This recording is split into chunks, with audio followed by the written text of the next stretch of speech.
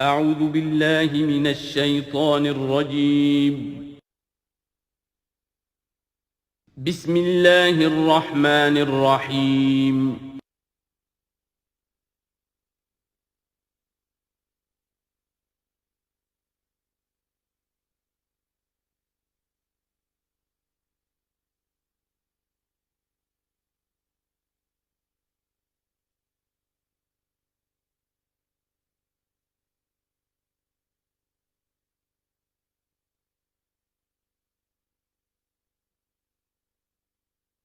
الحمد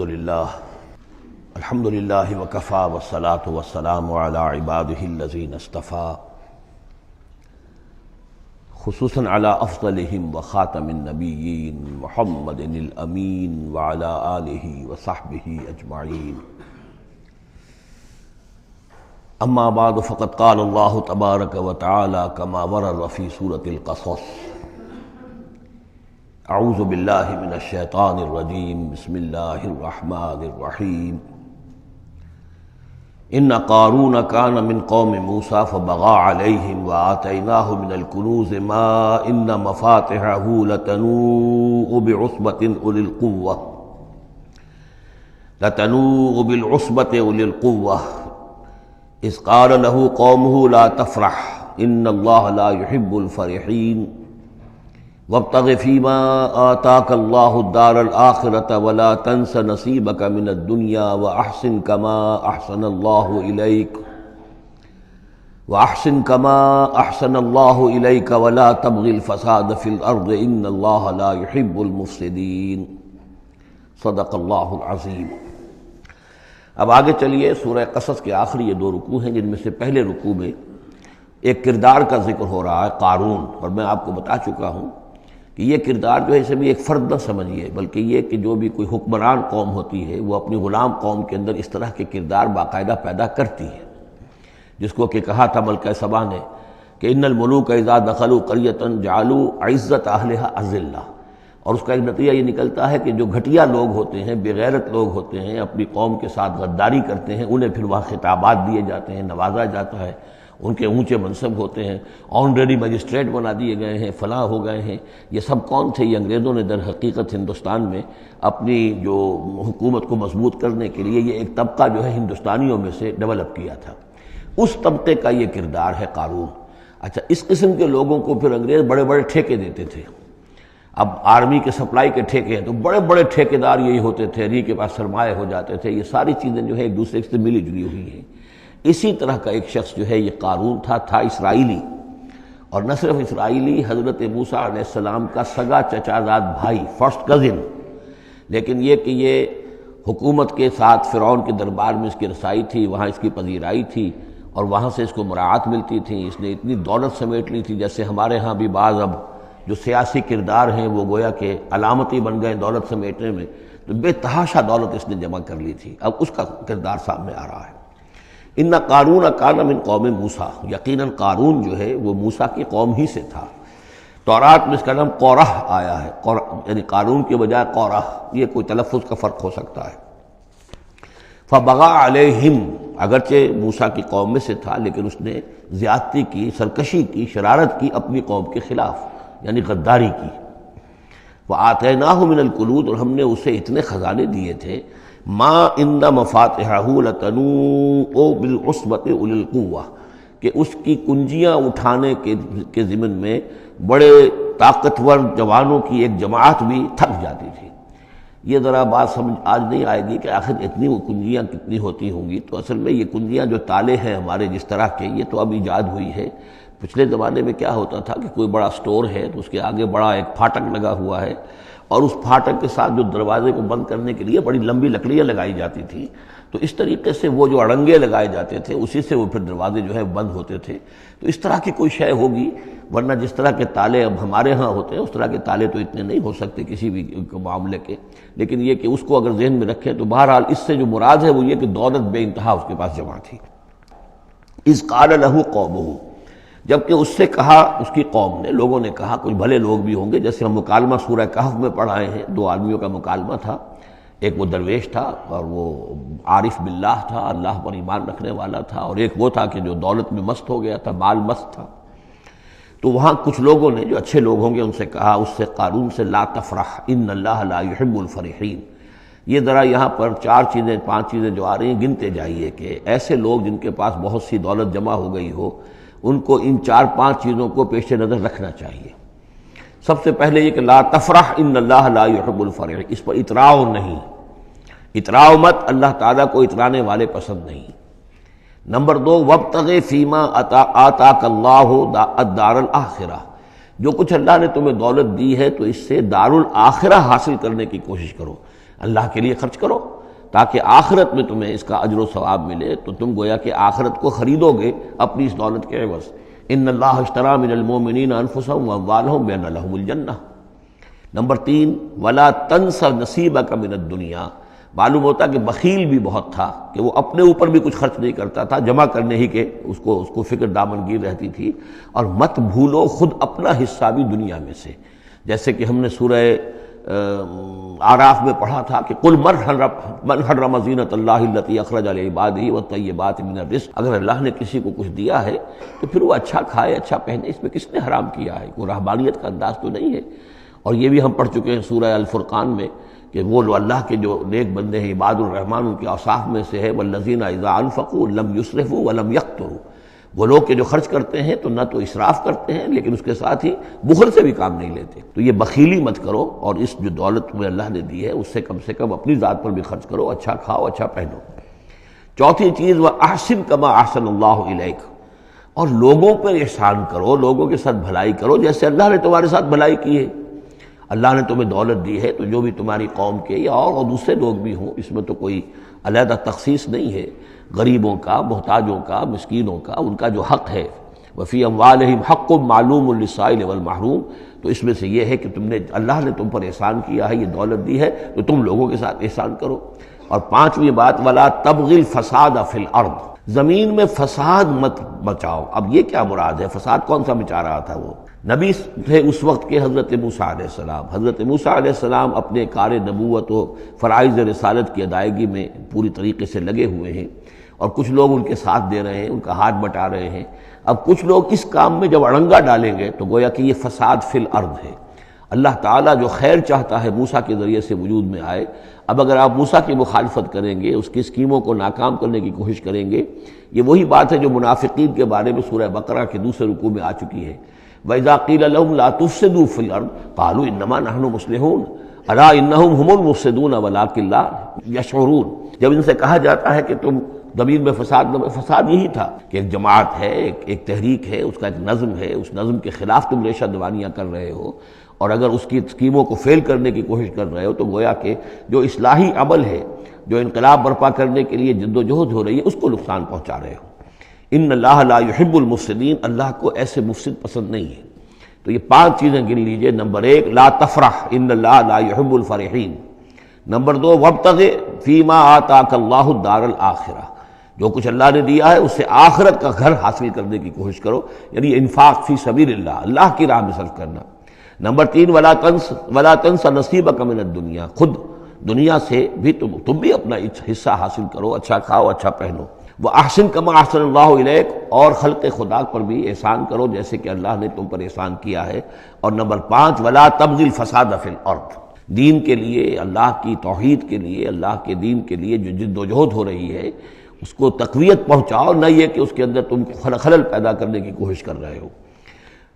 اعلیٰ انما اوتیتہ علی علم عندی، اس نے کہا کہ یہ دولت جو ہے تم سمجھتے ہو مجھے اللہ نے دی ہے، یہ تو مجھے دی گئی ہے میرے علم کی بنیاد پر، میرے اندر علم ہے، فہم ہے، سمجھ ہے، میری پلاننگ ہے، اس کے نتیجے میں نے دولت کمائی ہے۔ یہ ہے در حقیقت ایک مادہ پرست انسان کا، جو ایک زر پرست اور مادہ پرست انسان جو ہے وہ سمجھتا ہے میری صلاحیت، میں نے بر وقت اندازہ کر لیا تھا کہ اب مارکیٹ میں اس چیز کی ڈیمانڈ پیدا ہوگی اور میں نے اس کے لیے بندوبست کیا، تو اب مجھے بارے نیارے ہو گئے ہیں، تو یہ میری ذہانت ہے۔ میں نے اندازہ کر لیا کہ اب یہ جو ہے اتار چڑھاؤ جو ہے بازار میں آنے والا ہے، اسی کے حساب سے میں نے کچھ خرید و فروخت کی ہے تو مجھے دولت مل گئی ہے۔ تو اوتیتہ علی علم عندی، میرے پاس علم ہے، اس کی بدولت مجھے یہ سب کچھ دیا گیا ہے، مجھے یہ ملا ہے، میں نے کمایا ہے۔ اولم یعلم، کیا وہ جانتا نہیں کہ ان اللہ قد اہلک من قبلہ من القرون، کہ اللہ تعالیٰ نے اس سے پہلے بہت سی قوموں کو ہلاک کیا، من ہوا اشد منہ قوتاً، جو اس سے کہیں بڑھ کر تھی طاقت میں بھی، وہ اکثر و جمعا، اور جن کے پاس مال و اسباب دنیاوی اور دولت کے انبار بھی ان سے زیادہ جمع تھے۔ ولا یسأل عن ذنوبہم المجرمون، اور اللہ تعالیٰ کو اس کی ضرورت پیش نہیں آئے گی کہ مجرموں سے ان کے جرم پوچھے، یعنی اللہ تعالیٰ کے پاس تو پورا حساب کتاب موجود ہے، اعمال نامے موجود ہیں، اسے کسی سے پوچھنے کی ضرورت نہیں ہوگی کہ تم کیا جرائم کر کے آئے ہو۔ تو یہ تو گویا کہ از خود اللہ کے علم میں ہے، اور اظہر من الشمس ہوگا۔ یہی بات سورہ رحمان میں آئے گی، فَيَوْمَئِذٍ لَا يُسْأَلُ عَنْ ذَنبِهِ إِنسٌ وَلَا جَانٌ، کسی بھی انسان سے اور کسی بھی جن سے پوچھنے کی ضرورت نہیں ہوگی، بلکہ یہ کہ در حقیقت ان کے تو ماتھے پر لکھا ہوا ہوگا، يُعْرَفُ الْمُجْرِمُونَ بِسِيمَاهُمْ فَيُؤْخَذُ بِالنَّوَاصِي وَالْأَقْدَامِ، مجرم تو اپنے پیشانیوں سے پہچان لیے جائیں گے، اور یہ کہ پھر ان کو سر کے بالوں سے اور ادھر سے قدموں سے دو طرف سے پکڑ کر، ادھر سے سر کے بال اور ادھر سے پاؤں پکڑ کر اور ٹاس کر دیا جائے گا جہنم کے اندر۔ تو قال انما اوتیتہ علی علم عندی اولم یعلم ان اللہ قد اہلک من قبلہ من القرون من هو اشد منہ قوۃ واکثر جمعا ولا یسأل عن ذنوبہم المجرمون فخرج علی قومہ فی زینتہ۔ اب ایک دن ایسا ہوا کہ وہ نکلا اپنے پورے ٹھاٹھ باٹھ کا اظہار کرتے ہوئے، خدم و حشم کو لیے ہوئے، بیش قیمت کپڑے اور خلعتیں پہنی ہوئی، اور سواری کے اوپر اپنی دولت کا بھی مظاہرہ کرتے ہوئے۔ قال الذین یریدون الحیاۃ الدنیا، تو اب جو اس معاشرے میں وہ لوگ تھے کہ جن کی نگاہوں میں، خود ان کی اپنی نگاہوں میں بھی دنیا کی زندگی کھبی ہوئی تھی، اور جو چاہتے تھے، طالب تھے دنیا ہی کے، یا لیت لنا مثل اوتی قارون، وہ انہوں نے کہا کاش کہ ہمیں بھی یہ ساری چیزیں ملیں جو قارون کو ملی ہیں، جو کچھ دیا گیا ہے، اسے جو دولت دی گئی ہے، اس کے پاس جو ثروت ہے، اور اس کو جو اللہ تعالیٰ نے اس کے اوپر نعمتوں کی بارش کی ہے، کاش ہم پر بھی ہو۔ انہ لذو حظ عظیم، یہ تو بہت ہی نصیب والا ہے،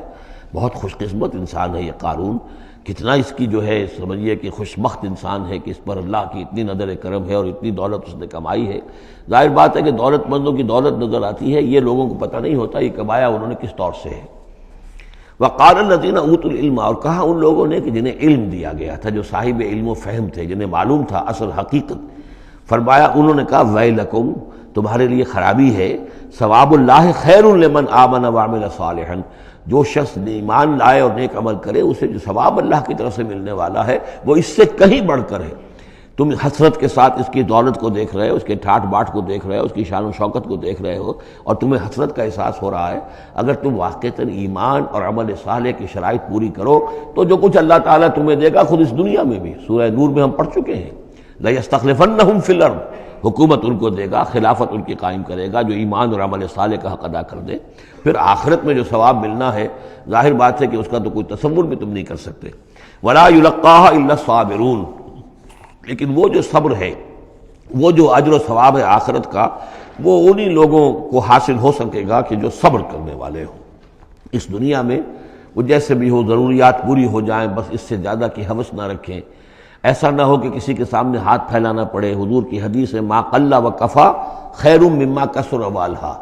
کم ہو چیز لیکن کفایت کر جائے، ضرورت پوری ہو گئی، وہ اس سے کہیں بہتر ہے کہ زیادہ ہو، بہتات ہو، دولت بہت ہے اور وہ اللہ سے غافل کر دے، اس لیے کہ جب بہتات ہوگی تو انسان پر غفلت طاری ہو جائے گی۔ جب ایسا ہو کہ آج کے کھانے کا تو ہے، کل کے لیے اللہ پر توکل ہے تو اللہ یاد رہے گا، پھر انسان اللہ کو بھولے گا نہیں۔ تو ما قل و کفا خیر مما کثر والہا ولا يلقاها الا الصابرون فخسفنا به وبداره الارض، تو ہم نے اسے یعنی قارون کو اور اس کے محل کو ہم نے دھسا دیا زمین میں، اللہ تعالیٰ کی طرف سے عذاب خسف کا آیا اس پر۔ فما كان له من فئة ينصرونه، تو اس کے نہ تو کوئی ایسا لاؤ لشکر رہا کہ جو اس کی مدد کرتا من دون اللہ، اللہ کے مقابلے میں، وما كان من المنتصرین، نہ خود وہ اس قابل تھا کہ کوئی انتقام لے سکتا اللہ سے، معاذ اللہ۔ وَأَصْبَحَ الَّذِينَ تَمَنَّوْا مَكَانَهُ، اب وہ لوگ کہ جو تمنا جنہوں نے کی تھی بالامس، جو گزشتہ شام، اب جس رات کو وہ خسف ہوا ہے، اگلے روز جو دھوم مچی کہ وہ تو قارون کا محل جو زمین میں دھس گیا، اس کے سارے خزانے بھی گئے، وہ خود بھی گیا زمین کے اندر، تو اب جو وہاں پر شور ہوا ہوگا تو وہی لوگ جو پچھلی شام کو تو یہ کہہ رہے تھے کاش ہمیں بھی وہی کچھ ملے جو کچھ قارون کو دیا گیا ہے، یہ تو بڑا خوش قسمت انسان ہے۔ وَأَصْبَحَ الَّذِينَ تَمَنَّوْا مَكَانَهُ، جنہوں نے یہ چاہا تھا کہ وہی مقام و مرتبہ اور وہی چیزیں انہیں بھی مل جائیں، بالامس سے پچھلی دن، یقولون وہ یہ کہنے لگے، یہ بھائی کان اللہ یبسط الرزق لمن یشاء من عبادہ ویقدر، کہ بھئی یہ تو اللہ تعالیٰ کی طرف سے ہے کہ وہ جس کے لیے چاہتا ہے رزق شادہ کر دیتا ہے اپنے بندوں میں سے، اور جس کے لیے چاہتا ہے تنگ کر دیتا ہے یا ناپ توڑ کر دینا شروع کر دیتا ہے۔ لولا ان من اللہ علینا، اگر اللہ تعالیٰ نے ہم پر احسان نہ فرمایا ہوتا، لخسف بنا، تو ہم بھی اسی طریقے سے خسف کر دیے گئے ہوتے، یعنی ہم تو کہہ رہے تھے کہ ہم بھی اس جیسے ہو جائیں، ہمیں بھی اس کی سی دولت مل جائے، لیکن اس کی دولت کا جو انجام آج ہماری نگاہوں کے سامنے آیا ہے، لولا ان من اللہ، اگر اللہ تعالیٰ نے ہم پر یہ احسان نہ کیا ہوتا کہ ہمارے پاس وہ دولت نہیں تھی، لخسف بنا، تو ہم کو بھی اسی طریقے سے زمین میں دھسا دیا گیا ہوتا۔ وَكَأَنَّهُ لَا يُفْلِحُ الْكَافِرُونَ، خرابی، لیکن یہ جان لو کہ کافر لوگ فلاح نہیں پائیں گے، بڑی خرابی ہے، بڑی ہلاکت ہے، اور کافر لوگ جو ہے وہ فلاح نہیں پائیں گے۔ تو یہ کردار ہے قارون کا۔ اب اس صورت کے آخری آیات ہیں، اور میں چونکہ اب ابتدا میں جس قدر اہتمام کے ساتھ یہ جوڑوں کا تعلق بیان کر رہا تھا، چونکہ میں نے محسوس کیا کہ اب رفتار تیز ہونی چاہیے، اس میں کچھ کمی کر دی ہے۔ اب یہاں بھی نوٹ کر لیجیے گا کہ یہی سورۃ القصص اور اس سے پہلے سورۃ النمل، ان کے درمیان کیا کیا مشابہتیں ہیں، خاص طور پر اس آخری آیات میں۔ فرمایا تلک الدار الآخرۃ نجعلها للذین لا یریدون علوا فی الارض ولا فسادا، یہ جو آخرت کا گھر ہے یہ ہم نے ریزرو کیا ہے ان لوگوں کے لیے کہ جو زمین میں اپنی بڑائی، اپنا اقتدار نہیں چاہتے، اپنی بلندی نہیں چاہتے اور نہ فساد چاہتے، وہ اللہ کے دین کی سربلندی کے لیے محنت کر رہے ہیں۔ اس کے نتیجے میں ہو سکتا ہے کہ اللہ تعالیٰ انہی کو ذمہ داری دے دے حکومت کی، لیکن وہ طالب نہیں ہے حکومت کے، وہ اپنی سربلندی کے طالب نہیں ہے۔ اس سے زمین و آسمان کا فرق ہے کہ ایک ہے کہ آپ کسی نظریے کے لیے کام کر رہے ہیں، اب نظریے میں اگر آپ کی جد و جہد ہے، انقلاب میں آپ کامیاب ہو گئے تو ظاہر بات ہے کہ پھر انقلاب کے بعد ذمہ داری سنبھالنی پڑے گی۔ محمد رسول اللہ صلی اللہ علیہ وسلم ہی کو مدینے کی اس چھوٹی سی شہری ریاست جو وجود میں آئی تھی، آخر اس کی ذمہ داری سنبھالنی پڑی، حالانکہ آپ خدا نہ خواستہ کوئی اقتدار کے طالب یا اقتدار کے بھوکے تو نہیں ہو سکتے تھے، لیکن یہ ہے کہ طلب جو ہے وہ اللہ جانتا ہے دل میں کس کے طلب ہے۔ اگر کوئی ذاتی طور پر اقتدار کا خواہاں ہے اور چاہتا ہے کہ میرا نام اونچا ہو جائے اور مجھے اختیار مل جائے اور میرا اقتدار ہو، تو وہ شخص اللہ تعالیٰ کے ہاں ڈسکوالیفائی ہو جاتا ہے۔ یہ پھر اللہ کے گھر کے لیے نہیں ہے۔ اللہ کا گھر جو ہے تلک الدار الآخرہ، یہ تو ہم نے رکھا ہوا ہے خاص طور پر مخصوص کر کے، ریزرو کر کے، للذین لا یریدون علوا فی الارض، جو زمین میں اپنے اقتدار کے خواہاں نہیں ہیں، ولا فسادا، نہ زمین میں فساد بچانا چاہتے ہیں، والعاقبۃ للمتقین، اور عاقبت یعنی پچھلا گھر جو ہے، عاقبت کی پچھلی زندگی جو ہے یقیناً یہ اہل تقویٰ کے لیے، اس کی بھلائیاں، اس کے محاسن، اس کا عیش اور آرام وہ اللہ تعالیٰ نے اپنے متقی بندوں کے لیے خاص کیا ہے۔ من جاء بالحسنۃ فلہ خیر منہا، یہ آیت میں آئی ہے سورہ نمل کے بھی آخری حصے میں، جو کوئی شخص کوئی نیکی لے کر آئے گا تو اسے بدلہ ملے گا اس سے بہتر۔ ومن جاء بالسیئۃ، اور جو کوئی بدی لے کر آئے گا فلا یجزی الذین عملوا السیئات الا ما كانوا یعملون، تو وہ لوگ کہ جو ان برائیوں کا ارتکاب کر رہے ہیں انہیں بدلہ نہیں دیا جائے گا مگر وہی جو کچھ کہ وہ کر کے لائے۔ مطلب یہ کہ اللہ تعالیٰ کی طرف سے اضافہ نہیں ہوگا، جتنے جرم کیے ہیں اتنی ہی سزا، لیکن اہل ایمان اور اہل صلاح جو ہیں ان کی نیکیوں میں اللہ تعالیٰ 10 گنا دے، 700 گنا دے، اس سے بھی بڑھا دے، یضاعف لمن یشاء، تو یہ اللہ تعالیٰ کی مرضی ہے، جتنا چاہتا ہے دیتا، خیر منہا، بہرحال جو کچھ کر کے لے جاؤ گے اس سے بہتر ملے گا۔ لا یجزی الذین عملوا السیئات الا ما كانوا یعملون، انہیں وہی کچھ ملے گا جو کچھ کہ وہ عمل کر کے لائے تھے۔ ان الذی فرض علیک القرآن لرادک الی معاد، سورہ نمل میں آیا تھا کہ مجھے وَأُمِرْتُ أَنْ أَتْلُوَ الْقُرْآنَ، مجھے تو حکم دیا گیا میں قرآن سناتا رہوں، قرآن پڑھ کر تمہارے سامنے میں قرآن کے ذریعے سے انذار اور تبشیر اور قرآن کی تبلیغ اور قرآن کے ذریعے سے تذکیر اور قرآن کے ذریعے سے تمہارے جو نفسیاتی اور روحانی روگ ہیں ان کی شفا کے لیے میں کوشش کرتا رہوں، میرا کام تو یہ ہے۔ ان اتلو القرآن، مجھے حکم دیا گیا میں قرآن کی تلاوت کرتا رہوں، تلاوت پڑھ کر قرآن تمہیں سناتا رہوں۔ اب یہاں اسی کو تعبیر کیا، ان الذی فرض علیک القرآن، اے نبی جس ہستی نے آپ پر اس قرآن کی ذمہ داری ڈال دی ہے، اس کی تبلیغ آپ کے لیے فرض تھی، جیسے کہ ہم سورہ مائدہ میں آج پڑھا ہے، یا ایھا الرسول بلغ ما انزل الیک من ربک وان لم تفعل فما بلغت رسالتہ، اس قرآن کی تبلیغ کرنا آپ پر فرض ہے۔ اور جیسا کہ میں آپ کو بتا چکا ہوں، پھر آپ نے امت کے حوالے کر دی کہ اب امت کے فرض ہے، فلیبلغ الشاہد الغائب، فلیبلغ یہ فعل امر ہے، اب لازم ہے کہ وہ پہنچائیں جو یہاں ہیں ان کو، جو یہاں نہیں ہے۔ اس طریقے سے یوں سمجھیے کہ ایک سلسلہ جو ہے وہ شروع کر دیا گیا۔ لیکن یہاں فرمایا جا رہا ہے نبی ان الذی فرض علیک القرآن، جس ہستی نے آپ پر یہ قرآن فرض کیا ہے، جس ہستی نے آپ پر قرآن کی ذمہ داری عائد کی ہے۔ یہی ذمہ داری اصل میں پھر جو ہم میں سے ہر ایک پر آتی ہے وہی ہے جو میرے کتابچے میں نے وضاحت کے ساتھ بیان کی ہے کہ وہ 5 ذمہ داریاں ہیں۔ اللہ قرآن پر ایمان جیسا کہ ایمان کا حق ہے، قرآن کی تلاوت جیسے کہ تلاوت کا حق ہے، قرآن کو سمجھنا جیسے کہ سمجھنے کا حق ہے، قرآن پر عمل جیسے کہ عمل کا حق ہے، پھر قرآن کی تبلیغ، قرآن کو عام کرنا۔ ان الذی فرض علیک القرآن رادک الی معاد، وہ یقین آپ کو لوٹا لے جائے گی وہ ہستی، وہ اللہ جس نے آپ پر یہ قرآن کی ذمہ داری ڈالی ہے، تبلیغ قرآن کا فرض فریضہ آپ کے کاندھوں پر رکھا ہے، وہ یقیناً آپ کو پہنچائے گا بہت اچھی جگہ لوٹنے کی۔ معاد عاد یعود سے اس میں ظرف ہے، لوٹنا، لوٹنے کی جگہ۔ اب معاد سے مراد آخرت عام طور پر ہے، ایمان بالرسالت، ایمان باللہ، ایمان بالمعاد، ایمان بالآخرہ کو ایمان بالمعاد بھی کہا جاتا ہے۔ لیکن اس کے بارے میں بعض روایات ایسی ملتی ہیں کہ اس کا شان نزول یہ ہے کہ حضور صلی اللہ علیہ وسلم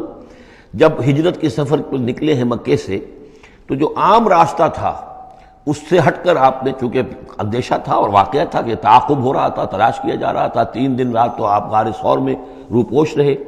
پھر آپ نے ایک بڑا ہی سخت راستہ اختیار کیا تھا کہ جو پہاڑی راستہ تھا جو گزر رہا تھا، جس پر کہ کوئی انسان جاتا نہیں تھا۔ لیکن کچھ آگے چل کر وہ راستہ جو ہے وہ پھر اس مین راستے سے جا کر مل گیا۔ یوں سمجھیے یہ راستہ جا رہا تھا مین، کہ جو مکے سے مدینے کا تھا، حضور نے ایک اور راستہ اختیار کیا، لیکن کچھ عرصے کے بعد وہ راستہ جا کر اس راستے کے ساتھ مل گیا۔ جہاں ملا، اب آپ خود سوچئے کہ وہاں ایک ایسی سچویشن آ گئی کہ حضور ایک ٹی پر کھڑے ہوئے ہیں، اب داہنی طرف جاتے ہیں تو مدینہ ہے اور بائیں طرف جاتے ہیں تو مکہ ہے۔ اس وقت حضور کے دل میں ایک ہوک سی اٹھی ہے، اس لیے کہ جب آپ مکے سے روانہ ہوئے تھے تب بھی روایات میں آیا ہے کہ آپ کعبے سے لپٹ کر آپ نے یہ کہا تھا کہ اے بیت اللہ، مجھے تجھ سے بڑی محبت ہے، لیکن میں کیا کروں، یہاں کے لوگ مجھے یہاں رہنے نہیں دے رہے۔ تو گویا کہ کعبے سے یہ جدائی تو آپ پر شاہ گزر رہی تھی۔ اب جب وہ آپ چند دن کا سفر کر کے اور چند دن وہ غار ثور میں روپوش ہونے کے بعد جب پہنچے ہیں، اب ایسی جگہ پہنچے کہ جہاں سے اگر دائنی طرف جاتے ہیں تو یہ مدینے کی طرف راستہ جا رہا، جانا تو آپ کو ادھر ہی ہے، لیکن سامنے وہ راستہ آ گیا کہ جو مکے کی طرف جا رہا، تو آپ کے دل میں ایک پھوک سی اٹھی۔ اس وقت اللہ تعالیٰ نے آپ کے اطمینان کے لیے یہ آیت نازل کی کہ آپ گھبرائیے نہیں، مکے میں ہم آپ کو لوٹا کے لے آئیں گے، آپ یہیں پہنچیں گے، بڑی شان سے پہنچیں گے۔ اس وقت تو آپ کو نکلنے کے لیے جو ہے روپوش بھی ہونا پڑا ہے، آپ کا تعاقب بھی ہو رہا ہے، پھر وقت آئے گا کہ آپ ایک فاتح کی حیثیت سے داخل ہوں گے۔ تو یہ بھی اس کی ایک روایت چونکہ ہے تو یہ مفہوم بھی اس میں نکل سکتا ہے، لیکن عام طور پر یہ ہے، اس سے مراد میرے نزدیک یہی ہے کہ آپ کے لیے جیسے کہ سورۃ الضحیٰ میں کہا گیا ہے وَلَلْآخِرَةُ خَيْرٌ لَكَ مِنَ الْأُولَىٰ، اے نبی آپ کے لیے آخرت جو ہے اس دنیا سے کہیں بہتر ہے، لہذا آپ کے لیے تو یوں سمجھیے کہ جو اللہ لوٹا کر آپ کو لے جائے گا معاد میں، تو وہ معاد آپ کے لیے معادن، یہ گویا کہ یہ تفخیم کے لیے ہے نکرہ، بہت عمدہ جگہ لوٹانے کی، جس کے لیے یہ بھی کہا گیا عسیٰ ان یبعثک ربک مقاما محمودا، وہاں پر جو آپ کو مقام ملنا ہے مقام محمود، اور جو جنت حضور کی ہوگی جس کا کیا تصور کوئی کر سکتا ہے، تو ادھر اشارہ ہے۔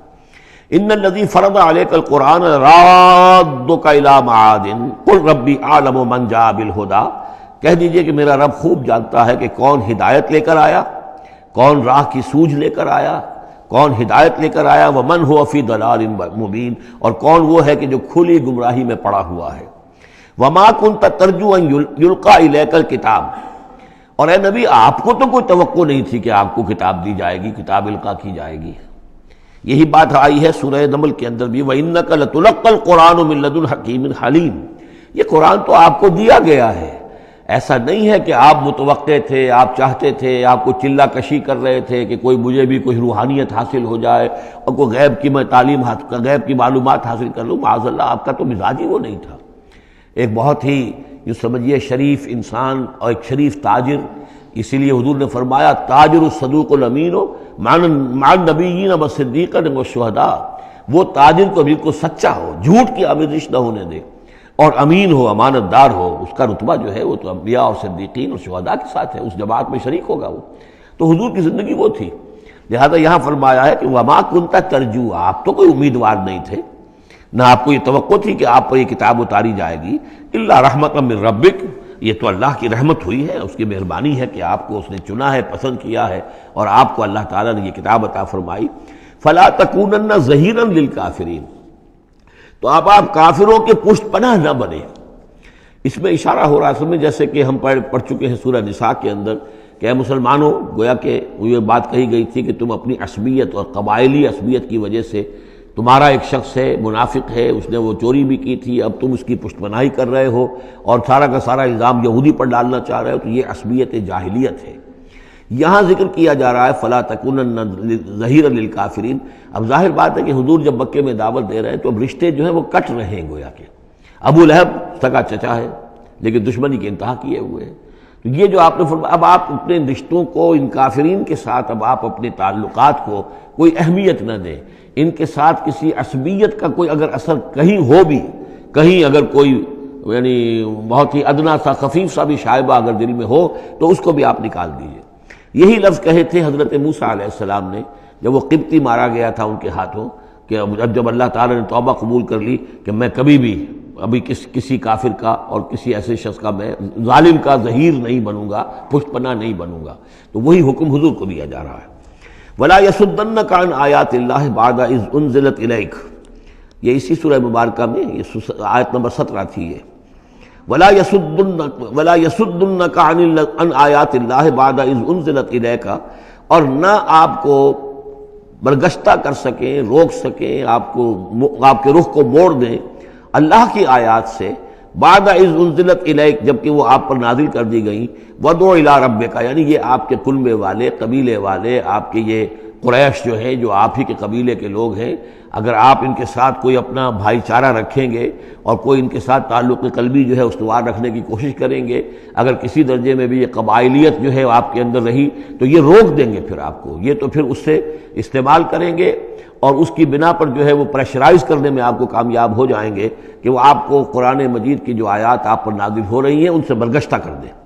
ولا یصدنک، اور نہ کرنے پائیں آپ کو برگشتہ اللہ کی آیات سے، بعد اذ انزلت الیک، اس کے بعد کہ وہ آپ پر نازل کر دی گئی ہیں، ودعو الی ربک، اور اپنے رب کی طرف دعوت دیتے رہیے، ولا تکونن من المشرکین، اور دیکھیے شرک سب سے گھناؤنا جرم ہے تو اس کا کوئی شائبہ بھی اپنے قریب مت آنے دیجیے۔ ولا تدعوا مع اللہ الہا آخر، جیسا کہ میں نے بار بار عرض کیا ہے، اس میں خطاب تو ہوتا ہے بظاہر حضور سے واحد کے صیغے میں، لیکن یہ کہ یہ خطاب صرف حضور سے نہیں ہے بلکہ اصلاً اس کے مخاطب مسلمان ہیں حضور کے وساطت سے۔ ولا تدعوا مع اللہ الہا آخر، اور مت کسی کو پکارو اللہ کے ساتھ کسی اور الہ کو، لا الہ الا ہو، اس کے سوا کوئی معبود نہیں ہے، کل شیء ہالک الا وجہہ، ہر شے فنا میں ہے یا فنا ہو جائے گی سوائے اس کا چہرہ۔ اب یہ کہ اللہ کا چہرہ کون سا ہے، اور یہ کہ اگر اللہ کا چہرہ جو ہے صرف اس کے لیے فنا نہیں تو کیا اللہ کے لیے کوئی باقی اعضاء بھی ہیں، ان کے لیے فنا ہے؟ معاذ اللہ ثم معاذ اللہ۔ یہ آیات جیسا کہ میں نے عرض کیا کہ اللہ کی ذات سے متعلق ہوں، عالم برزخ سے متعلق ہوں، عالم غیب اور عالم آخرہ کی، ان کے بارے میں بس جتنا کچھ بتا دیا ہے اس کے اوپر اکتفا کی جائے، اس سے آگے منطق کے حوالے سے اس کا جو ہے لازم اور ملزوم کے ایک ایک قدم بڑھاتے نہ جائیں تو اس میں یہ ہے کہ انسان جو پھر غلط راستے پر پڑ جائے گا۔ العجز عن درک ذات ادراکہ، حضرت ابوبکر صدیق نے فرمایا تھا اللہ تعالیٰ کی ذات تو وہ ہے کہ جب انسان یہ سمجھ لے کہ میں اس کی ذات کو نہیں سمجھ سکتا، بس یہی ادراک ہے، یہی معرفت ہے کہ اللہ کی ذات جو ہے وراء الورا ثم وراء الورا ثم وراء الورا۔ یہ الفاظ شیخ احمد سرہندی، جن کو ہم مجدد الفسانی رحمۃ اللہ علیہ کے نام سے جانتے ہیں، وہ اپنے خطوط میں مکاتیب میں انہوں نے بار بار یہ الفاظ کہے، ذات باری تعالیٰ وراء الورا ثم وراء الورا ثم وراء الورا، اس کا کوئی تصور کسی انسان کے لیے ممکن نہیں ہے۔ لیکن یہ کہ ہر شے ہلاک ہو جانے والی ہے سوائے اللہ کے چہرے کے، ظاہر بات ہے کہ ہر شے کے لیے فنا ہے، اور یہاں پہ اکثر لوگوں نے پھر اس منہ سے مراد لیا پوری ہستی، جیسے کہ ہم بھی کسی کے منہ دیکھو کہ یہ کام کر رہا ہے تو گویا کہ کسی کے لیے، کسی کے رضا جوئی کے لیے کر رہا ہے، تو اس اعتبار سے گویا کہ ذات باری تعالیٰ تو ہے کہ جو ہمیشہ قائم رہنے والی ہے، اور یہاں اس کے چہرے سے مراد اس کی پوری ذات ہے۔ باقی جو کچھ ہے، اب جو ہمارے ہاں صوفیہ ہیں جو وحدت وجود کے قائل ہیں، وہ تو اب بھی سمجھتے ہیں کہ باقی جو کچھ ہے وہ ہے ہی نہیں، معدوم کے درجے میں ہے، اس کی کوئی حقیقت نہیں ہے۔ کل ما فی الکون وہم او خیال او وقوف فی المرایا او ظلال، جو بھی کچھ اس کائنات کے اندر ہے اللہ کی ذات کے سوا یا تو وہ وہم ہے کل ما فی الکون وہم او خیال او عکوس فی المرایا، یا جیسے کہ شیشوں میں عکس نظر آتے ہیں، آئینہ قد آدم ہے، آپ اس کے سامنے کھڑے ہیں تو آپ پیچھے بھی نظر آ رہے ہیں اس کے، ہے تو نہیں آپ وہاں، جو جیسے کہ شیشے میں عکس ہوتا ہے کہ اس کا وجود کوئی نہیں، اسی طریقے سے یہ کائنات جو ہے اپنی اصل کے اعتبار سے معدوم کے درجے میں ہے۔ اور پھر یہ کہ یہ بھی ہمارا عقیدہ ہے کہ ہر شے فنا ہو جائے گی۔ لہ الحکم،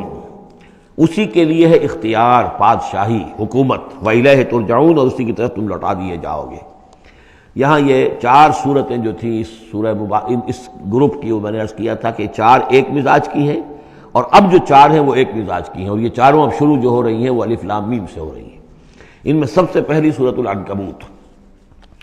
بسم اللہ الرحمن الرحیم، الف لام میم، احسب الناس ان یترکوا ان یقولوا آمنا وهم لا یفتنون، صدق اللہ العظیم۔ یہ صورت مبارکہ اچھی طرح نوٹ کر لیجئے کہ تقریباً تعین کے ساتھ ہم کہہ سکتے ہیں کہ یہ سن 5 نبوی میں نازل ہوئی ہے، اور صورت اس وقت یہ ہو چکی تھی مکے کے اندر کہ مسلمانوں کو ہر طرح سے ستایا جا رہا تھا۔ 3 سال تک تو یہ ہوا ہے، حضور نے جب اپنے دعوت کا آغاز کیا تو پہلے 3 سال تو یہ ہے کہ کوئی زیادہ الارم محسوس نہیں کیا، خطرہ محسوس نہیں کیا مکے والوں نے، بلکہ انہوں نے کوشش یہ کی کہ چٹکیوں میں اڑا دیں، استہزاء ہے، تمسخر ہے، شاعر ہے، ساحر ہے، یہ ہے وہ ہے، جو بھی کہہ کر کہ جیسے کہ ول جو ہوتی ہے کسی کی، اگر یہ ان کی جو ول ہے اس کو کل کر دیا جائے تو اگر یہ بددل ہو کر بیٹھ جائیں محمد تو یہ سارا معاملہ خود ہی ختم ہو جائے گا۔ جو داعی ہے، جو لیڈر ہے، اگر اس کی جو قوت ارادی ہے اسے کسی طرح ختم کر دیا جائے تو استہزاء سے، تمسخر سے، یہ پرسیکیوشن جو تھی وربل تھی، زبانی۔ لیکن جب انہوں نے دیکھا کہ یہ دعوت تو بڑھ رہی ہے، اور سب سے بڑھ کر یہ ہے کہ ہمارے غلاموں کے طبقے میں سے لوگ ان کے پاس آ گئے ہیں اور ایمان لے آئے ہیں، اور ہمارے نوجوان ان کے گرویدہ ہو گئے ہیں، ہمارے نوجوان ان کے پر ایمان لے آئے ہیں، اور اونچے گھرانوں کے نوجوان، مصعب بن عمیر آ گیا ہے، اور عثمان ابن عفان آ گیا ہے رضی اللہ تعالیٰ عنہما، اور فلاں آ گئے ہیں، سعد ابن ابی وقاص آ گیا، وہ بھی نوجوان تھے، یہ جو اس طرح کے اونچے گھرانوں کے لوگ آ گئے ہیں۔ تب انہوں نے پھر فیصلہ کیا کہ اب ان کو سزا دی جائے، انہیں مارا جائے، انہیں گھروں میں بند رکھا جائے، اور خاص طور پر جو غلام تھے بیچارے، جن کے کوئی وہاں حقوق تھے ہی نہیں۔ غلام تو اپنے آقا کی ملکیت ہوتا تھا،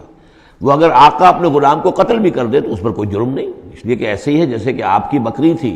جب تک آپ نے چاہا گھر میں اپنے باندھے رکھا، اس کا دودھ پیا، جب آپ نے چاہا اس کو ذبح کیا اور گوشت کھا لیا، تو اس میں آپ کو کون پوچھے گا کہ یہ بکری کیوں ذبح کی تم نے؟ بھائی بکری میری ملکیت تھی۔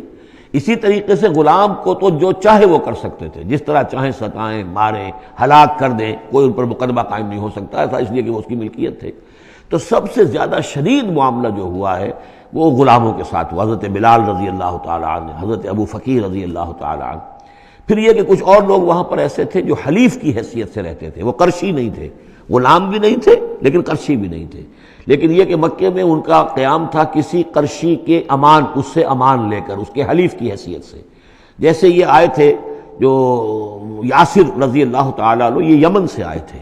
بلکہ ان کے بارے میں یہ معلوم ہوتا ہے کہ انہیں خواب آیا تھا کہ آخری نبی کے ظہور کا وقت ہے، کیونکہ یمن میں عیسائی تھے اور وہاں چرچا موجود تھا ان چیزوں کا۔ اس حوالے سے ان کے علم میں جب یہ بات آئی اور انہیں اندازہ ہوا کہ اس علاقے میں نبی کا ظہور ہونا ہے، تو وہ یہاں آ گئے، اور ابو جہل کا ایک چچا تھا، وہ شریف انسان تھا، اس کا حلیف بن کر اور اس کی زیر کفالت انہوں نے مکے میں رہنا شروع کر دیا، اور اسی کی یہ لونڈی تھی حضرت سمیہ رضی اللہ تعالی عنہ۔ تو جو آقا تھا ابو جہل کا چچا، اس کی اجازت سے حضرت سمیہ سے نکاح کر لیا، اور اللہ نے ان کو بیٹا دیا جس کا نام عمار ہے۔ تو عمار اور ان کے والد یاسر اور والدہ عمار کی اور یاسر کی اہلیہ یہ سمیہ، یہ 3 کا خاندان تھا۔ وہ جو چچا تھا ابو جہل کا، اس کا انتقال ہو گیا، اب گویا کہ اس خاندان کی سربراہی ابو جہل کے ہاتھ میں ہے۔ تو اس نے ان 3 پر جو بھی تشدد کیا ہے سب سے زیادہ، 2 کو تو اس ٹارچر کے ذریعے سے، اور ٹارچر کے پھر آخری نتیجے میں ان کو دونوں کو شہید کر دیا، حضرت یاسر کو بھی اور حضرت سمیہ کو بھی رضی اللہ تعالیٰ عنہما۔ اور عمار نے بمشکل جو ہے جان بچائی، اپنے ایک کلمہ کفر کہہ کر پھر انہوں نے جان بچا لی، اور پھر اس پر پچھتائے بھی بہت کہ یہ میں نے کلمہ کفر کیوں کہا، لیکن قرآن مجید میں یہ بات واضح کر دی گئی کہ صرف جان بچانے کے لیے کلمہ کفر انسان کہہ جائے اور اس کا دل جو ہے وہ مطمئن ہو ایمان کے اوپر، تو اللہ تعالیٰ معاف فرمانے والا ہے۔ بہرحال یہ جو تشدد ہو رہا تھا شدید، انہی میں سے ایک ہے خباب بن الارت رضی اللہ تعالیٰ عنہ۔ یہ لوہار کا کام کرتے تھے، یہ بھی کوئی اونچے گھرانے کے آدمی نہیں تھے۔ ان کے ساتھ بھی پھر جو کچھ کیا گیا ہے، ان کے ساتھ وہ واقعہ پیش آیا کہ دہکتے ہوئے انگارے جو ہیں وہ لٹائے، زمین کے اوپر بچھائے گئے، انہیں بلایا گیا، اتارو اپنا کرتا اتار دیا، اب لیٹ جاؤ ان کے اوپر، ننگی پیٹھ کے بل وہ بہتے ہوئے انگاروں پر لٹا دیے گئے۔ پھر یہ کہ اسی انگاروں سے ان کی کھال جو ہے وہ جلی اور پیٹھ کی چربی پگھلی، اس سے وہ انگارے جو ہیں وہ ٹھنڈے ہوئے۔ تو یہ صورتحال تھا۔ تو وہ حضرت عمار جو ہے خباب بن الارت رضی اللہ عنہ وہ راوی ہیں کہ جب ہم پر یہ شدت اتنی ایسی ہو گئی کہ ناقابل برداشت ہو گئی تو ہم پھر حضور کی خدمت میں حاضر ہوئے، اور حضور اس وقت جو ہے خانہ کعبہ کے ایک دیوار کے سائے میں ذرا کہ ایک طرف کو سایہ تھا، تو آپ نے اپنی ایک چادر جو ہے اس کا تکیہ بنایا ہوا تھا اور آپ استراحت فرما رہے تھے۔ تو ہم گئے، ہم نے کہا کہ اے اللہ کے رسول، کیا آپ ہمارے لیے دعا نہیں کرتے، ہمارے لیے اللہ کو نہیں پکارتے؟ ہمارے لیے اب یہ چیزیں ناقابل برداشت ہو رہی ہیں، کب تک ہم جھیلیں گے، کب تک برداشت کریں گے؟ لیکن یہ کہ وہ کہتے ہیں کہ حضور کو یہ ناگوار گزرا، آپ اٹھ کر بیٹھ گئے اور آپ نے فرمایا خدا کی قسم تم جلدی مچا رہے ہو، ابھی تو تم پر وہ چیزیں آئی ہی نہیں ہیں جو تم سے پہلوں پر آئی تھیں۔ ان کے ساتھ تو یہ بھی ہوتا تھا کہ ایک شخص کو لا کر آدھا زمین میں گاڑ دیتے تھے اور باقی جسم جو آدھا اس کا ہوتا تھا زمین سے باہر، تو سر کے اوپر آرا رکھ کر چیرنا شروع کر دیتے تھے اور پورے جسم کو دو حصوں میں بانٹ دیتے تھے، یہ بھی ہوتا تھا۔ زندہ آگ میں جلا دیتے تھے، یہ بھی ہوتا تھا۔ تو تم جلدی کر رہے ہو، خدا کی قسم وہ دن تو آئے گا کہ ایک سوار صنعا سے حضرت موت تک جائے گا اور اس سے سوائے اللہ کی کسی کا خوف نہیں ہوگا، لیکن بہرحال تمہیں صبر کرنا ہوگا۔ وہ انداز ہے اس رکوع کا۔ یہ جو پہلا رکوع ہے سورہ عنکبوت کا، یہ گویا کہ ایک تحریک اور ایک دعوت، اور انقلابی تحریک ہو، انقلابی دعوت ہو، اس میں جو آزمائشیں آتی ہیں، تکلیفیں آتی ہیں، مصائب آتے ہیں، ظاہر بات ہے لوگوں کو قربانیاں دینی پڑیں گی تبھی کوئی کام ہوگا، بغیر اس کے تو نہیں ہوتا۔ اور جب تصادم کا مرحلہ شروع ہو جائے، جب یہ ہے کہ ایک جو معاشرہ جو ہے جس کے اندر کہ وہ کام کر رہے ہیں وہ محسوس کریں کہ یہ ہمارے لیے خطرہ بن گئے ہیں، وہ پرسیکیوٹ کریں اور انہیں ستائیں، تو پھر اس وقت جو مسائل ہوں گے ذہنوں کے اندر ان کا حل ہے اس میں۔ اور یہ اس اعتبار سے ضربۃ السلام ہے پورے قرآن مجید میں، اس موضوع کے اعتبار سے یہ چوٹی ہے۔ جیسے کہ میں نے آپ کو حدیث سنائی لکل شیء ضربۃ یا کل شیء سنام، ہر شے کی ایک چوٹی ہوتی ہے۔ وسنام القرآن سورۃ البقرہ، قرآن کی بحیثیت مجموعی چوٹی وہ تو سورہ بقرہ ہے، لیکن یہ کہ قرآن حکیم میں مختلف جو مضامین کے اعتبار سے جیسا کہ میں نوٹ کراتا آیا ہوں کہ اس موضوع پر یہ آیت یہ گویا کہ ضربہ سنام ہے، یہ رکوع جو ہے یہ اس موضوع پر ضربہ سنام ہے قرآن مجید کا، اس کا کلائمیکس ہے، اس کی چوٹی ہے۔ الف لام میم احسب الناس ان یترکوا ان یقولوا آمنا وهم لا یفتنون، کیا لوگوں نے یہ سمجھا تھا کہ وہ چھوڑ دیے جائیں گے صرف یہ کہنے سے کہ ہم ایمان لے آئے اور انہیں آزمایا نہ جائے گا؟ اب دیکھ رہے ہیں، اب وہی تیکھا انداز ہے، اظہار ناراضگی ہے، اظہار خفگی ہے، اس لیے کہ تم سے پہلے جو کچھ ہوا ہے۔ اب یہ 3 آیتیں میں آپ کو نوٹ کرا چکا ہوں، سورہ بقرہ کی آیت نمبر 214، ام حسبتم ان تدخلوا الجنة ولما يأتكم مثل الذين خلوا من قبلكم مستهم البأساء والضراء وزلزلوا حتى يقول الرسول والذين آمنوا معه متى نصر الله ألا إن نصر الله قريب۔ یہ آیت ہم پڑھ چکے ہیں۔ اسی کی ہم مضمون آیت جو ہے سورہ آل عمران میں آئی ہے، آیت نمبر 142۔ اسی کی ہم مضمون آیت آ چکی ہے سورہ توبہ میں، آیت نمبر 16۔ لیکن یہ کہ یہ مکی قرآن میں یہ آیت ہے، یہ ہے جڑ اور بنیاد، جو ہے کہ اس کا ظہور جو ہو رہا ہے، پھر یوں سمجھیے کہ یہ کلی کھلی ہے تو 3 اس کی جو پتیاں نمایاں ہوئی ہیں اس آیت کی، وہ سورہ بقرہ، سورہ آل عمران اور سورہ توبہ میں ہے۔ حسب الناس، اور ناس کہا ہے، یہ بھی نہیں کہ اہل ایمان کو یہ غلط فہمی ہو گئی تھی، یہ بھی ایک طرح سے عتاب کا انداز ہے، اللہ تعالیٰ ناراضگی کا اظہار کر رہے ہیں، تم جلدی مچا رہے ہو۔ احسب الناس ان یترکوا ان یقولوا آمنا وهم لا یفتنون، کیا لوگوں نے یہ سمجھا تھا کہ وہ یہ کہنے سے جنت میں داخل ہو جائیں گے، چھوڑ دیے جائیں گے کہ وہ ہم ایمان لے آئے، انہیں آزمایا نہ جائے گا؟ وَلَقَدْ فَتَنَّا الَّذِينَ مِن قَبْلِهِمْ، ہم نے تو جو بھی ان سے پہلے تھے ان کو بھی آزمایا ہے، ہر ایک کو آزمایا ہے، آزمائش کے بغیر ہم نہیں کسی کے ایمان کو تسلیم کرتے۔ فَلَيَعْلَمَنَّ اللَّهُ الَّذِينَ صَدَقُوا وَلَيَعْلَمَنَّ الْكَاذِبِينَ، تو اللہ تعالیٰ تو ظاہر کر کے رہے گا، لفظی ترجمہ تو ہوگا اللہ جان کر رہے گا، لیکن اللہ تعالیٰ کا علم تو قدیم ہے، جو کچھ ان کے دلوں میں اللہ جانتا ہے، لیکن اللہ ظاہر کر دے گا کہ کون کتنے پانی میں ہے، کون منافق ہے، کون ضعیف الایمان ہے، کون قوی الایمان ہے، کون صادق الایمان ہے، کون جو ہے جھوٹ موٹ کا مومن بنا ہوا ہے، کون وہ دودھ پینے والا مجنو ہے اور کون واقعتاً جانثار مجنو ہے، یہ سب کچھ پتہ چلتا ہے آزمائشوں سے۔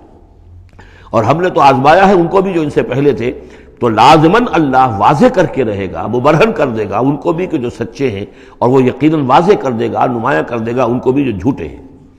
اب اس کے ساتھ ہی دیکھیے اس میں جو عجیب آپ کو بات ملے گی اس رکوع میں، یہ 2 آیتیں آئی ہیں، کیونکہ ایک آیت تو حروف مقطعات پر تھی، یہ 2 آیتیں آئی ہیں۔ اس میں تو ڈانٹ، ایک طرح کی ڈانٹ پڑ گئی ہے صحابہ کرام کے اوپر جنہوں نے ذرا سا بھی شکوہ کیا تھا، لیکن اب 2 آیتوں میں اس کی دلجوئی ہے ان کی، یعنی یہ کہ ایک طرف ترغیب ہے تو ترغیب بھی ہے، جیسے کوئی شفیق استاد ہوتا ہے کبھی کسی وقت ڈانٹتا بھی ہے، کوئی گھرکی بھی دیتا ہے، کوئی جھڑکی بھی دیتا ہے، کسی وقت مارتا بھی ہے، سزا بھی دیتا ہے، پھر لیکن کسی وقت پھر یہ کہ حوصلہ افزائی بھی کرتا ہے، تھپکی بھی دیتا ہے، پیٹھ پر ہاتھ رکھتا ہے۔ تو اس طریقے سے یہ اللہ تعالیٰ کا معاملہ اپنے بندوں کے ساتھ اسی طرح ہے، جیسے کہ حدیث میں آیا الخلق عیال اللہ، مخلوق جو ہے اللہ تعالیٰ کے لیے اس کے کنبے کی حیثیت رکھتی ہے۔ تو 2 آیتیں جو آئی ہیں وہ تو گویا کہ ایک طرح سے سرزنش کی اور اظہار ناراضگی، اظہار خفگی۔ اب 2 آیتیں دیکھیے، ام حسب الذین یعملون السیئات ان یسبقونا، کیا سمجھا ہے، گمان کیا ان لوگوں نے جو یہ برے کام کر رہے ہیں، یہ اشارہ ہے اب ابو جہل جو مار رہا ہے، حضرت یاسر کو مار رہا ہے، حضرت سمیہ کو مار رہا ہے، ٹارچر کر رہا ہے، یا جو بھی امیہ ابن خلف ہے جو حضرت بلال کے ساتھ وہ سختیاں کر رہا ہے، گلے میں رسی ڈال کر، اور جو جانوروں کی لاشیں ہوتی ہیں ان کے طریقے سے گھسیٹا جا رہا ہے مکے کی گلیوں کے اندر، اور بڑی تپتی ہوئی جو ہے گلیاں ہیں اور اوپر سورج آگ برسا رہا ہے، اور سیدھا لٹا دیا گیا ہے انہیں ننگے پیٹھ، اور پھر اوپر ایک بھاری پتھر بھی رکھ دیا گیا ہے۔ لوگ یہ حرکتیں کر رہے ہیں، کیا ان کا یہ گمان ہے کہ وہ ہماری پکڑ سے بچ جائیں گے؟ اب یہ بات ان کی طرف آئی تو گویا کہ اہل ایمان کے لیے ایک دل جوئی اور تشفی، ان کے زخموں پر مرہم رکھا جا رہا ہے، یہ نہ سمجھو کہ یہ بچے رہیں گے، ایک وقت آئے گا۔ چنانچہ خود حضرت بلال رضی اللہ تعالیٰ عنہ نے غزوہ بدر میں امیہ ابن خلف جو ان کا آقا تھا اسے قتل کیا ہے، حالانکہ حضرت عبد الرحمن ابن عوف نے کوشش کی، اس کے ساتھ کچھ ان کے تعلقات تھے پرانے، اس کی بنا پر اس کو بچانے کی کوشش کی کہ تاکہ اسے قید کر لیں، قتل نہ ہونے دیں، قیدی ہو جائے تاکہ پھر یہ کہ وہ فدیہ دے کر چھوٹ سکے، لیکن حضرت بلال کو جو غصہ تھا اس پر، تو وہ پورا غصہ انہوں نے اس وقت اتارا ہے۔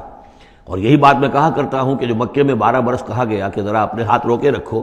تو نالا ہے بلبل شوریدہ تیرا خام ابھی، اپنے سینے میں اسے اور ذرا تھام ابھی، ایک وقت آئے گا کہ تمہارے ہاتھ کھول دیے جائیں گے، اور وہ ہم سورہ حج میں پڑھ چکے ہیں، اُذِنَ لِلَّذِينَ يُقَاتَلُونَ بِأَنَّهُمْ ظُلِمُوا، اب تک تمہارے ہاتھ ہم نے باندھے رکھے ہوئے تھے اور اب تمہارے ہاتھ کھولے جا رہے ہیں۔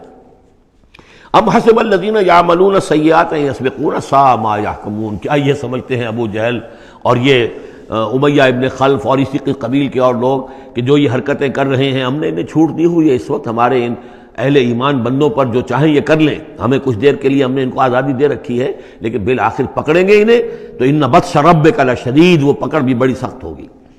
دوسری آیت جو ہے مزید ان کی دلجوئی کے لیے، من کان یرجو لقاء اللہ فإن اجل اللہ لآت، جو کوئی بھی اللہ سے ملاقات کا امیدوار ہے اسے یقین رکھنا چاہیے کہ اللہ کی ملاقات کا وہ معین وقت آ کر رہے گا۔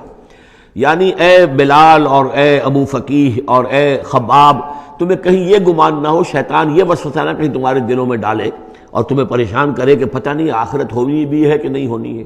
جیسا کہ میں نے عرض کیا تھا کہ دنیا نقد ہے، آخرت ادھار ہے۔ اب آپ نے جان مال تو ساری یہاں دینی ہے، دنیا میں دینی ہے، جنت ملے گی آخرت میں، تو جو شیطان وسوسہ اندازی کرتا ہے نو نقد نہ تیرا ادھار، یہ ادھار کی دنیا جو معاملہ ہے، سودا ادھار کی جنت ہے یہ، اور تم دنیا کے اندر اپنا سب کچھ لٹا رہے ہو، تو ایسا نہ ہو، تمہیں یقین رکھنا چاہیے کہ وہ وقت آ کر رہے گا اور اللہ تعالیٰ تمہاری ان تمام ایثار اور قربانی کی جو تم دے رہے ہو اس کے دین کے لیے، اس کی توحید کے لیے، اس کا بھرپور تمہیں صلہ دے گا۔ وَهُوَ السَّمِيعُ الْعَلِيمُ، وہ سب کچھ سننے والا ہے اور سب کچھ جاننے والا ہے، اس کی نگاہ سے کوئی چیز پوشیدہ نہیں ہے۔ وَمَنْ جَاهَدَ فَإِنَّمَا يُجَاهِدُ نَفْسَهُ، اب پھر ایک ذرا تھوڑے سے سرزنش کی آیت بھی آ گئی، 2 آئی تھی سرزنش کے انداز میں، 2 دلجوئی کے انداز میں، اب پھر سرزنش کا انداز ہے، وہ کیا ہے؟ وَمَنْ جَاهَدَ فَإِنَّمَا يُجَاهِدُ لِنَفْسِهِ، دیکھو اگر تم کوئی قربانیاں دے رہے ہو، تکلیف اٹھا رہے ہو، ایثار کر رہے ہو، تو جو بھی جہاد کر رہا ہے وہ اپنے لیے کر رہا ہے، وہ ہمارے اوپر احسان نہ سمجھے۔ اللہ تعالیٰ کی شان اس سے بہت اونچی ہے، یہ ہم سورہ حجرات میں جا کر پڑھیں گے، یمنون علیک ان اسلموا قل لا تمنوا علی اسلامکم بل اللہ یمن علیکم ان ہداکم للایمان، تم اگر اللہ کے لیے، اللہ کے دین کے لیے کچھ کرتے ہو تو نہ احسان سمجھو اللہ پر اور نہ احسان سمجھو اللہ کے رسول پر۔ اللہ کا احسان ہے کہ اس نے تمہیں قبول کر لیا ہے اور تمہیں یہ ساری کام کرنے کی توفیق وہ دے رہا ہے، یہ احسان مانو۔ منت منہ کی خدمت سلطان ہمی کنی، اس کا احسان نہ دھرو بادشاہ پر کہ تم خدمت کر رہے ہو بادشاہ کی۔ منت شناسزو کہ بخدمت بداشتت، اس کا احسان مانو کہ اس نے تمہیں خدمت کا موقع دیا ہے۔ تو اللہ تعالیٰ کا احسان مانو اور یہ نہ سمجھو کہ تم اللہ پر کوئی احسان کر رہے ہو. ومن جاہد فانما یجاہد لنفسہ. اب دیکھ رہے ہیں کہ کس قدر متعلق یہ چیزیں ہیں. انسانی احساسات ہوتے ہیں، اس طرح کے خیالات آتے ہیں. ان اللہ لغنی عن العالمین. اللہ تعالیٰ تو تمام جہانوں سے غنی ہے، اسے کسی کی احتیاج نہیں ہے. والذین آمنوا وعملوا الصالحات. اب ایک آیت آ رہی پھر دل جوئی والی. اور جو لوگ ایمان لائے اور جو لوگ نیک عمل کریں گے، ایمان کے تقاضے پورے کریں گے، ثابت قدم رہیں گے، ان مصیبتوں کو جھیلیں گے، لَنُكَفِّرَنَّ عَنْهُمْ سَيِّئَاتِهِمْ. ہم لازماً دور کر دیں گے ان سے ان کی برائیوں کو. ان کے نامہ اعمال کے اوپر اگر کوئی دھبے ہوئے بھی، کوئی چھینٹی ہوئی بھی تو ہم انہیں ہٹا دیں گے. اور وَلَنَجْزِيَنَّهُمْ أَحْسَنَ الَّذِي كَانُوا يَعْمَلُونَ. اور ہم لازماً بدلہ دیں گے. اس رکوع میں آپ دیکھ رہے ہیں کہ یہ جو لام مفتوح شروع میں اور پھر نون مشدد جو ہے وہ کس قدر تکرار کے ساتھ آ رہا ہے. فَلَيَعْلَمَنَّ اللَّهُ الَّذِينَ صَدَقُوا وَلَيَعْلَمَنَّ الْكَاذِبِينَ. آیت نمبر 3 کے اندر بھی 2 مرتبہ وہ صیغہ آیا. اب یہاں جو آیا لَنُكَفِّرَنَّ عَنْهُمْ سَيِّئَاتِهِمْ. ہم لازماً ان سے ان کی برائیوں کو دور کر دیں گے. وَلَنَجْزِيَنَّهُمْ أَحْسَنَ الَّذِي كَانُوا يَعْمَلُونَ. اور یقیناً بدلہ دیں گے انہیں بہت عمدہ ان کے اعمال کا. وَوَصَّيْنَا الْإِنسَانَ بِوَالِدَيْهِ. اب ایک مسئلہ اور تھا عملی. جو لوگ ایمان لائے تھے نوجوان تھے، جو ان میں سے نوجوان تھے، اب ان کے لیے مسئلہ یہ ہو گیا کہ والدین کہہ رہے ہمارے حقوق ہیں تمہارے اوپر، ہم نے تمہیں پالا پوسا ہے، لہذا ہمارا حکم مانو. ہم کہتے ہیں کہ محمد سے تم اپنا تعلق توڑ لو، چھوڑو اس کو، دین کو، کیوں اس میں لگے ہوئے ہو؟ آخر تم ہماری اولاد ہو، ہم نے تمہیں پالا. خاص طور پہ ماں حضرت سعد بن ابی وقاص کی والدہ، والد تو فوت ہو چکے تھے لیکن والدہ جو ہے اس نے بڑے ناز و نام میں پالا تھا. اب اس کے بعد اس نے جو ہے مرن برت رکھ لیا اس عورت نے، ماں جو تھی حضرت سعد بن ابی وقاص کی. اگر سعد اپنے باپ کے دین میں واپس نہیں آتا تو میں اپنے آپ کو ہلاک کر دوں گی، مر جاؤں گی، نہ کچھ کھاؤں گی نہ پیوں گی.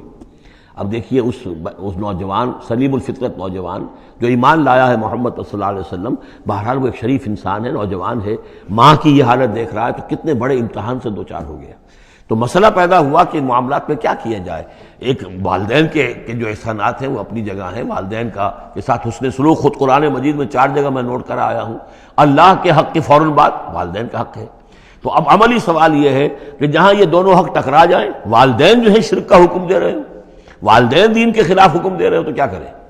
فرمایا وَوَصَّيْنَا الْإِنسَانَ بِوَالِدَيْهِ. ہم نے وصیت کی ہے انسان کو اس کے والدین کے بارے میں، حسن سلوک کی وصیت ہم نے کی ہے، بار بار کی ہے.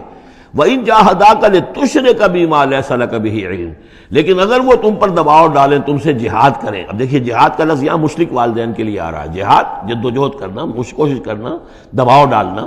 وَإِن جَاهَدَاكَ لِتُشْرِكَ بِمَا لَيْسَ لَكَ بِهِ عِلْمٌ. کہ میرے ساتھ تم شریک کرو اور شرک کرو میرے ساتھ، اور شریک ٹھہراؤ ایسی چیزوں کو جس کے لیے تمہارے پاس کوئی علم نہیں. فَلَا تُطِعْهُمَا. تو ان کا کہنا نہ مانو. گویا کہ یہاں وہ اپنی لمٹ سے ایکسیڈ کر رہے ہیں. اب والدین کے حقوق ہیں لیکن اللہ کے حقوق کے بعد، اللہ کے حقوق سے پہلے نہیں. اللہ کا حق فائت ہے، لہذا اس معاملے میں اللہ کا دین ہے، اللہ کا حکم وہ مقدم رہے گا، والدین کا حکم دوسرے نمبر پر ہوگا. ہاں یہ ہے کہ ایک بندہ جو ہے، ایک نوجوان، وہ یہ ضرور کرے کہ ڈانٹ کر نہ بات کرے، ڈپٹ کر بات نہ کرے، سینہ تان کر نہ کرے. اس طرح کرے جیسے کہ حضرت ابراہیم یا ابتے یا ابتے یا ابتے، وہ ابا جان، امی جان، آپ دیکھیے میرے لیے مجبوری ہے، میں نہیں کر سکتا ہوں، آپ اس معاملے کے اندر مجھ پر جو ہے وہ دباؤ نہ ڈالیں. نرمی کے ساتھ ان میں جس طریقے سے بھی ہو، لیکن یہ ہے کہ ماننا نہیں ہے. یہ بات اور مزید کھل کر آئے گی سورہ لقمان میں. وَإِن جَاهَدَاكَ لِتُشْرِكَ بِمَا لَيْسَ لَكَ بِهِ عِلْمٌ فَلَا تُطِعْهُمَا. تو ان دونوں کا کہنا مت مان. إِلَيَّ مَرْجِعُكُمْ. میری ہی طرف تمہیں لوٹ کر آنا ہے. فَأُنَبِّئُكُمْ بِمَا كُنتُمْ تَعْمَلُونَ. اور پھر میں تمہیں بتا دوں گا، جتلا دوں گا جو کچھ کہ تم کرتے رہے تھے. اب یہاں بھی ایک مسئلہ پیدا ہوتا ہے کہ یہ لوگ اپنے گھر والوں سے کٹ رہے ہیں، والدین سے کٹ رہے ہیں، بھائی سے جدا ہو رہے ہیں. اب یہ عتبہ ابن ربیعہ جو بہت بڑا سردار تھا، ان کے بڑے بیٹے جو ہے حذیفہ ابن عتبہ، وہ ایمان لے آئے. اور چھوٹا بھائی وہ تھا کہ جو میدان میں گیا، میدان جنگ میں باپ کے ساتھ غزوہ بدر میں، جو پہلے جو 3 جو ہے واصل جہنم ہوئے وہ بھی تھا. ولید بن عتبہ غالباً نام تھا اس کا. تو بھائی سے جدا ہو رہا ہے، رشتہ داروں سے اب کٹ گئے ہیں، والدین سے گھر نکال دیے گئے ہیں. تو اب ان میں جو ان کے دل زخمی ہیں، ان زخمی دلوں پہ مرہم کیا رکھا جا رہا ہے؟ وہ یہ ہے کہ تم صرف کٹے ہی نہیں ہو، جڑے بھی تو ہو. اب تم محمد سے جڑ گئے ہو، اب تم ابو بکر سے جڑ گئے ہو، اب تم یہ جو اہل ایمان کا طبقہ ہے، اب ایک نئی برادری وجود میں آ رہی ہے، یہ تمہارے اصل بھائی ہیں، یہ تمہارے جو دین کے اندر بھائی ہیں، جو نظریاتی بھائی ہیں، جو ہم مقصد بھائی ہیں، یہ ہے تمہارے اصل اب عزیز۔ تو اللہ تعالیٰ نے اگرچہ تمہیں کٹنے کا بھی حکم دے دیا ہے، لیکن یہ کہ اس نے جو تمہارے لیے ایک رفاقت فراہم کی ہے۔ والذین آمنوا وعملوا الصالحات لندخلنہم فی الصالحین، اور یقیناً وہ لوگ جو ایمان لائے اور نیک عمل کرے انہیں داخل کریں گے صالحین میں، اور یہ داخلہ دنیا میں بھی ہو گیا۔ محمد رسول اللہ نے انہیں چھاتی سے لگایا، سینے سے لگایا، اور جیسا کہ 2 دفعہ ہم پڑھ چکے ہیں، حضور کو اللہ تعالیٰ حکم دے رہا ہے کہ آپ ان کے سامنے ذرا اپنے کندھے تواضع، آپ اے محمد آپ تواضع اختیار کیجئے، ان کے سامنے اپنے کندھے جھکائیے۔ وَاخْفِضْ جَنَاحَكَ لِلْمُؤْمِنِينَ، اور وَاخْفِضْ جناحک لمن اتبعک من المؤمنین 2 دفعہ آ چکا، سورہ ہجر میں آ چکا، سورہ طہ میں آ چکا۔ تو گویا کہ یہ اللہ تعالیٰ نے اپنا احسان بتایا، اور پھر آخرت میں اولئک مع الذین انعم اللہ علیہم من النبیین والصدیقین والشہداء والصالحین، ان کی رفاقت حاصل ہوگی۔ اب ایک اور بڑا مسئلہ آ رہا ہے، ومن الناس من یقول آمنا باللہ، لوگوں میں سے کچھ ایسے بھی ہیں جو کہتے ہیں ہم ایمان لے آئے اللہ پر، اور لاتے بھی ہیں خلوص کے ساتھ، اخلاص کے ساتھ، کوئی جھوٹ نہیں، کوئی فریب نہیں۔ ظاہر بات ہے کہ مکے میں کوئی فریب کے لیے کوئی ایمان لانے والا نہیں تھا، وہ تو حالات ایسے پیدا ہوئے مدینے میں آ کر کہ جہاں ایمان کا اعلان فریب کے تحت بھی ہونے لگا، لیکن یہ کہ مکے میں تو ظاہر بات ہے جو ایمان لایا اس کو مار پڑنی شروع ہو گئی، تو اس میں خامخواہ کہے کے لیے کوئی شخص جو ہے وہ جھوٹ موٹ کا ایمان کائے کو لائے گا۔ لیکن یہ ضرور ہوتا ہے کہ کچھ لوگ کم ہمت ہوتے ہیں، جیسا کہ میں بارہا آپ سے عرض کر چکا ہوں، کچھ لوگ باہمت ہوتے ہیں، کچھ کم ہمت ہوتے ہیں۔ باہمت وہ ہے کہ جو ایمان لائے اب ہر چے بعد آباد، جو ہو سو ہو، ماں کشتی درا بنداختے، جان جاتی ہے جائے کوئی بات نہیں، جو ہو سو ہو۔ کچھ لوگ ہوتے ہیں جن میں اتنی ہمت نہیں ہوتی، گھبرا اٹھتے ہیں۔ اب ان کو بتایا جا رہا ہے کہ دیکھو اگر تم نے استقامت کا ثبوت اب نہ دیا تو اس کا نتیجہ کیا نکلے گا، تمہارا کیا انجام ہوگا۔ اب وہ ذرا ہے کہ اس میں ان کے لیے پھر تحدید ہے۔ ومن الناس، لوگوں میں سے کچھ ایسے بھی ہیں جو کہتے ہیں من یقول آمنا باللہ، ہم اللہ پر ایمان لائے،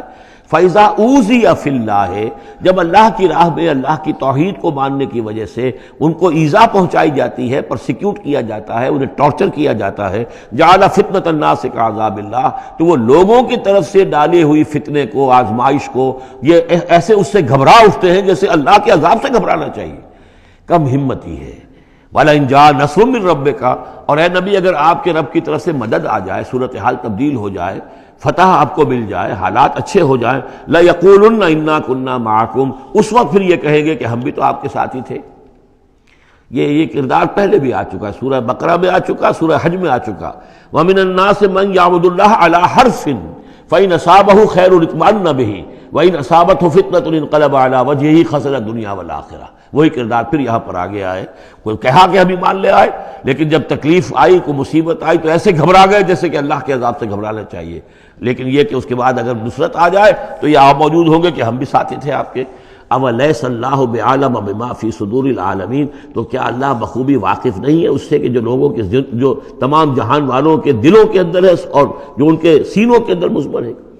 وَلَيَعْلَمَنَّ اللَّهُ الَّذِينَ آمَنُوا وَلَيَعْلَمَنَّ الْمُنَافِقِينَ، اور یقیناً اللہ ظاہر کر کے رہے گا سچے اہل ایمان کو اور ظاہر کر کے رہے گا منافقین کو۔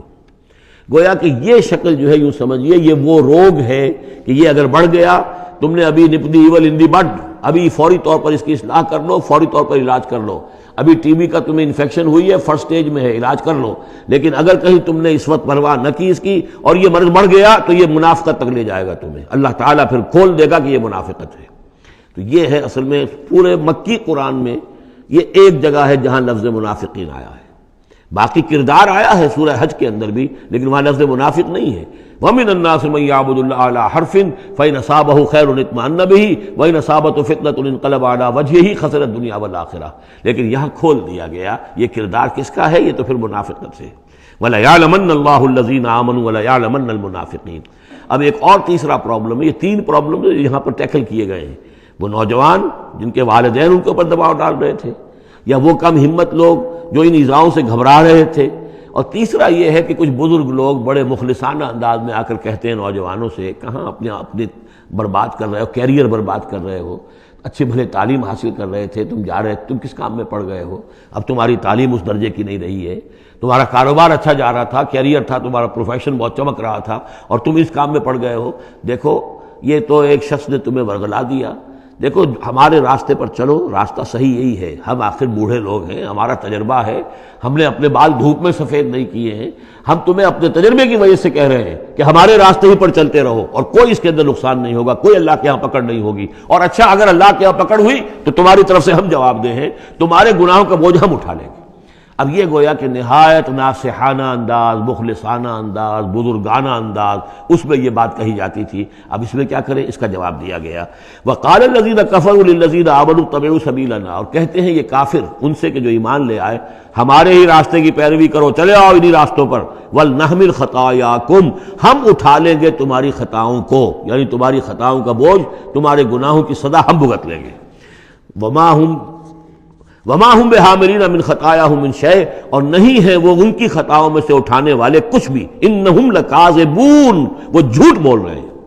ولا يحملن اثقالهم واثقالا مع اثقالهم، البتہ وہ اٹھائیں گے لازماً. پھر دیکھیے وہ ليعلمن الله الذين آمنوا ولا يعلمن المنافقین، اور یہاں پھر وہ لفظ آیا ولا يحملن اثقالهم، وہ لازماً اٹھائیں گے اپنے بوجھ بھی، اور یہ جو گمراہ کرنے کی کوشش کر رہے ہیں اس کی وجہ سے اپنے بوجھوں میں اضافہ کر رہے ہیں، وہ مزید بوجھ ہوں گے. لیکن اے نوجوانوں، اگر تم نے ان کی بات مان لی تو تمہارے بوجھ جو ہے وہ نہیں رہ سکیں گے، وہ تمہیں کو اٹھانے پڑیں گے. ولا يسألن يوم القيامة عما كانوا يفترون، اور ان سے لازماً باس پرس ہوگی قیامت کے دن جو افتراء وہ کرتے رہے تھے، جو جھوٹ انہیں گھڑا تھا کہ ہم تمہارے بوجھ اٹھا لیں گے، جبکہ لا تزر وازرۃ وزر اخرى، قیامت میں کوئی نہیں ہے جان جو کسی دوسرے کا بوجھ اٹھا لے.